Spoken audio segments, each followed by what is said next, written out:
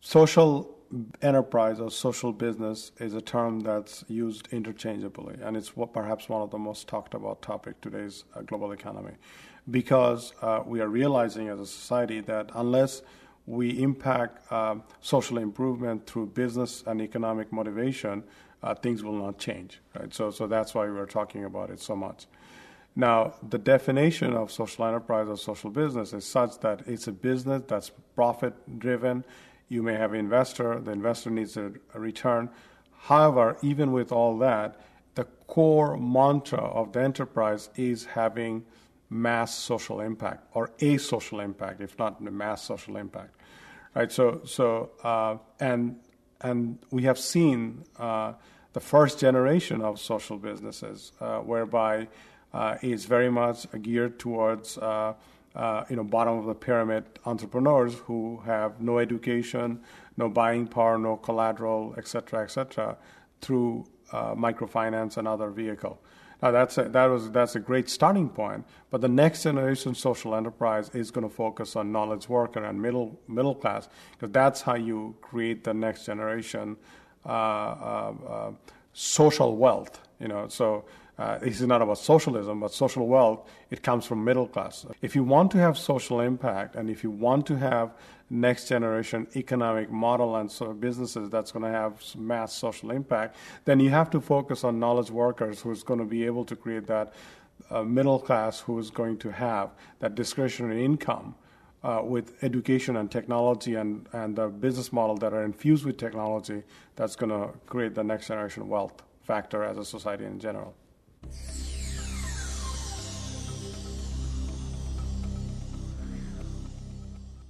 A lot of entrepreneurs are very much interested in it, but not necessarily they all have the resources or the funding or the knowledge set that makes it. Because these are also, by the way, it's hardest problems to solve and hardest to execute because these are not just from the complexity of the problem point of view, but the philosophy of the entrepreneurship, having social impact while making profit and the ability to give a return to the investor, that makes it very complex. That's not something you can just infuse in people, but what you can do, you can create a nurturing funding environment, nurturing economic environment, and even socioeconomic environment, and along with governmental support in some cases, that creates this next generation entrepreneurs that will create the next generation social businesses. Most of the social businesses are taking big issues.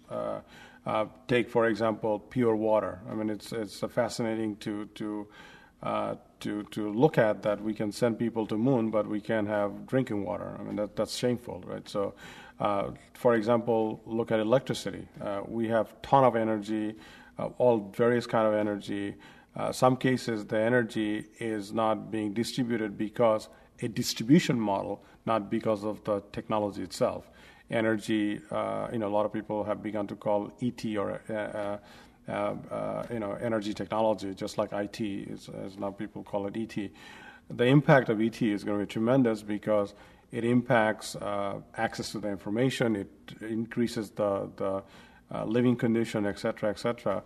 So it is not there yet in many cases because of a distribution model, right? So these are all example of initiative that a social business or social enterprise can take.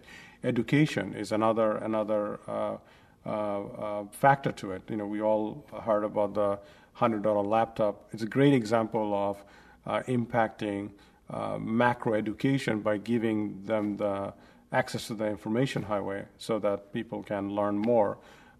Same opportunity anybody else will have by having that kind of equipment in their hand. So these are all examples of next generation social enterprise business problems to solve.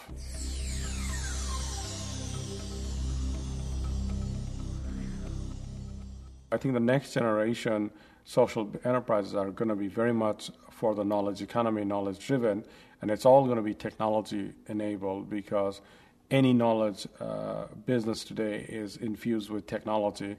and a business model that has social impact to it.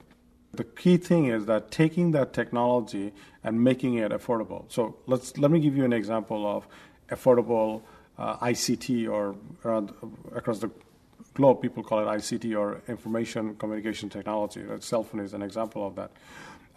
Today, even though, let's say in the U.S. market or European market, you buy a cell phone, in many cases you pay a monthly payment, and that's how you own your cell phone. In underdeveloped countries or underdeveloped economies, you can't do that, right? Because it's too expensive. So what they do, they sell it by the drink. So you rent it, and as you use it, you pay for it, and kind of like buying a phone card, right? So this is that kind of business model where buying power is counterproductive for technology consumption, is the next generation business model innovation that will infuse these social enterprises. Coming from where I come from Bangladesh. I grew up there. I've seen tremendous poverty.